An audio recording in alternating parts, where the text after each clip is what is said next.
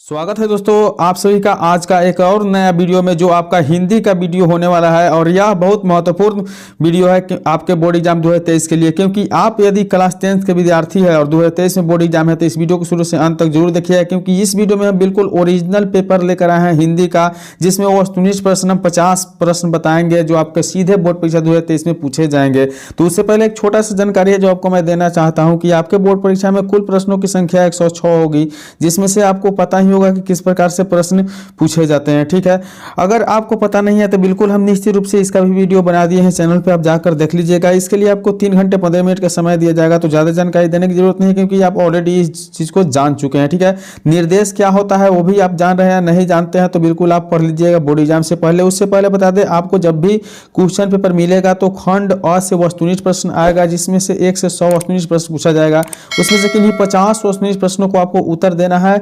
तो कहा गया है, एक छोटी सी लाइन है कि तकदीर के खेल से निराश नहीं होते, तकदीर के खेल से निराश नहीं होते, जिंदगी में ऐसे कभी उदास नहीं होते, हाथों की लकीरों पर क्यों भरोसा करते हो, हाथों की लकीरों पर क्यों भरोसा करते हो, तकदीर उनकी भी होती है जिनके हाथ नहीं होते। तो बिल्कुल आपको अपने मेहनत पे भरोसा करना है, और अगर है आपके पास जुनून जज्बा तो दिखा दीजिए बोर्ड एग्जाम 2023 में आप हिंदी में 100 में 100 अंक लाकर। तो बिल्कुल निश्चित रूप से हम आशा करते हैं कि वीडियो को शुरू से अंत तक जरूर देखिएगा। आज के वीडियो का पहला प्रश्न आप लोग देख पा रहे हैं, दिया हुआ है कि बाबा साहेब भीमराव अंबेडकर का जन्म किस राज्य में हुआ था। अगर आप याद नहीं किए तो बिल्कुल शुरू से अंत तक इस वीडियो को देख लीजिए, क्योंकि यह बहुत महत्वपूर्ण वीडियो है दोस्तों आप लोगों के लिए। बिल्कुल आपका समय व्यर्थ नहीं किया जा रहा है। इसकी जो उत्तर होगा वह मध्य प्रदेश होगा, याद कर लीजिएगा। आज इस वीडियो को देखने के बाद कन्फर्म हो जाएगा कि आपका मैट्रिक बोर्ड परीक्षा में कितना अंक प्राप्त होने वाले हैं हिंदी में। दूसरा प्रश्न देख लीजिए, दिया हुआ है कि मैक्स मुलर ने कितने वर्ष की अवस्था में लीपजिंग विश्वविद्यालय में संस्कृत का अध्ययन प्रारंभ किया था। तो मैक्स मुलर ने कितने वर्ष में, यहाँ पूछा जा रहा है कि विश्वविद्यालय में संस्कृत का अध्ययन प्रारंभ किया था, याद करके रख लीजिएगा। इसकी सही उत्तर है कि 18 वर्ष की उम्र में मैक्स मुलर ने अपने जो है विश्वविद्यालय में पढ़ाई चालू कर दिए थे। ठीक है, तीसरी प्रश्न देखते हैं, दिया हुआ है कि स्वामी विवेकानंद ने वेदांतियों की भी वेदांती किसे कहा है। स्वामी विवेकानंद ने वेदांतियों को वेदांती किसे कहा है, इसकी उत्तर याद करके रख लीजिएगा कि मैक्स मुलर को कहे हैं। किसको कहे हैं? मैक्स मुलर को कहे हैं। अगले प्रश्न देख लेते हैं, 4 नंबर प्रश्न दिया हुआ है कि हाकरस क्या थे। देखिए हाकरस जो थे वह क्या थे, आपको ऑप्शन 4 ऑप्शन दिए गए हैं।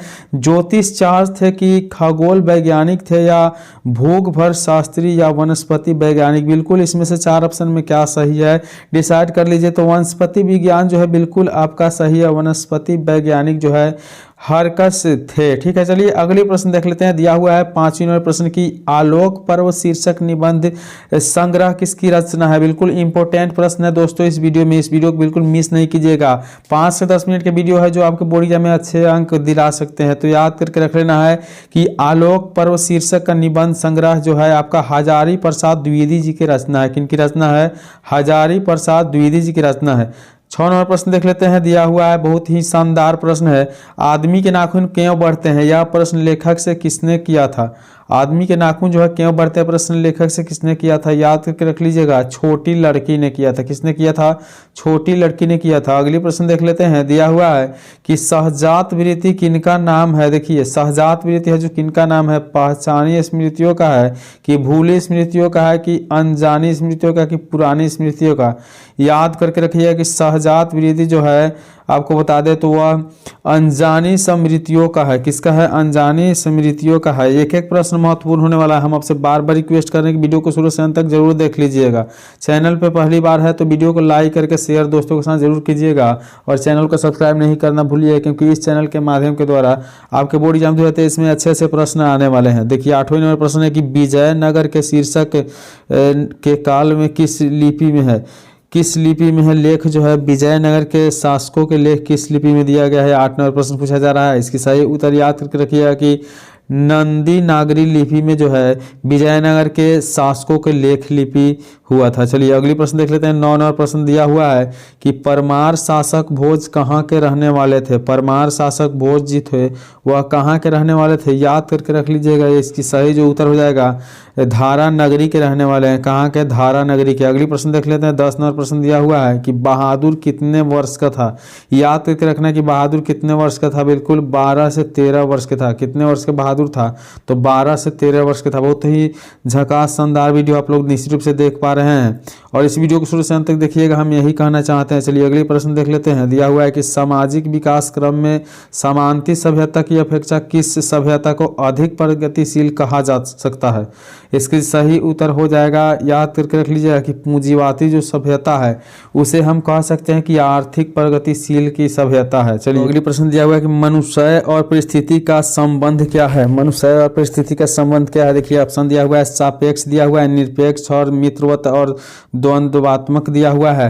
तो याद करके रख लीजिएगा, इसकी सही जो उत्तर है आपका द्वंद्वात्मक जो है बिल्कुल करेक्ट आंसर है। अगली प्रश्न देख लेते हैं। 13 नंबर प्रश्न दिया हुआ है कि ज़ारशाही रूस के सोवियत समाज में पढ़े जाने वाले लोकप्रिय साहित्यकार कौन थे। फिर से एक बार और पढ़ते हैं क्वेश्चन को। ज़ारशाही रूस के सोवियत समाज में पढ़े जाने वाले लोकप्रिय साहित्यकार कौन थे, याद करके रख लीजिएगा कि इसकी सही उत्तर जो है ऑप्शन ए अर्थात तोलस्टॉय थे। कि क्या थे, तो तोलस्टॉय थे। अगली प्रश्न देखते हैं। 14 नंबर प्रश्न बहुत महत्वपूर्ण प्रश्न है इस वीडियो में, क्योंकि यही प्रश्न आने वाले हैं आपके बोर्ड परीक्षा में। आप लोग देख पा रहे हैं बिल्कुल ओरिजिनल पेपर है। दिया हुआ है कि पंडित बिरजू महाराज का संबंध नृत्य किस शैली से थी। पंडित बिरजू महाराज जी का संबंध जो था नृत्य किस शैली से था, भरतनाट्यम से था कि कथक से था कि कुचिपुड़ी या इनमें से कोई नहीं था, याद करके रख लीजिएगा कथक से था।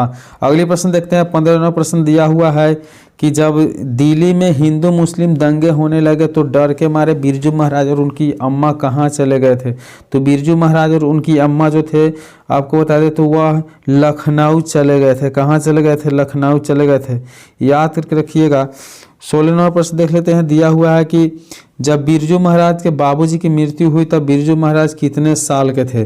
जब बिरजू महाराज के बाबूजी की मृत्यु हुई थी तब बिरजू महाराज कितने साल के थे, याद करके रखिएगा। इसकी सही उत्तर जो है 9.5 साल के थे। कितने साल के, 9.5 साल के थे। अगली प्रश्न 17 नंबर प्रश्न देख लेते हैं। बहुत महत्वपूर्ण प्रश्न है, वीडियो को शुरू से अंत तक जरूर देखिएगा।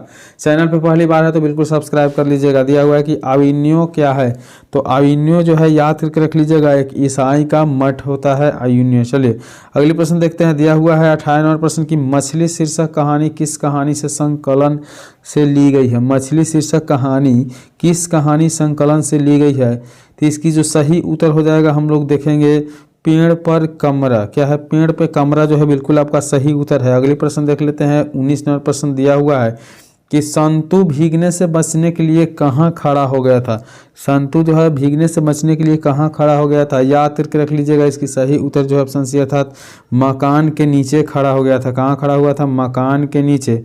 अगले प्रश्न देख लेते हैं। 20 नंबर प्रश्न दिया हुआ है कि 20 मिला खां और शहनाई के साथ किस मुस्लिम पर्व का नाम जुड़ा हुआ है। बिस्मिल्लाह खां और शहनाई जो है उसके साथ किस मुस्लिम पर्व का नाम जुड़ा हुआ है, याद करके रख लीजिएगा।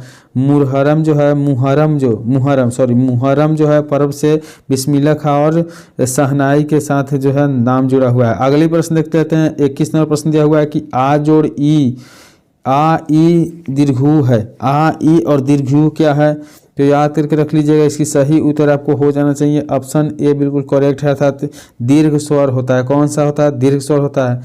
22 नंबर प्रश्न देख लेते हैं। दिया हुआ है कि फ का उच्चारण स्थान क्या है, तो फ का उच्चारण स्थान जो ऑप्शन बी अर्थात ओष्ठ के द्वारा फ बोला जाता है, याद करके रखना क्योंकि यही प्रश्न आपके बोर्ड परीक्षा में आने वाला है। 23 नंबर प्रश्न दिया हुआ है कि स्वार्थ का संधि विच्छेद क्या हो जाता है।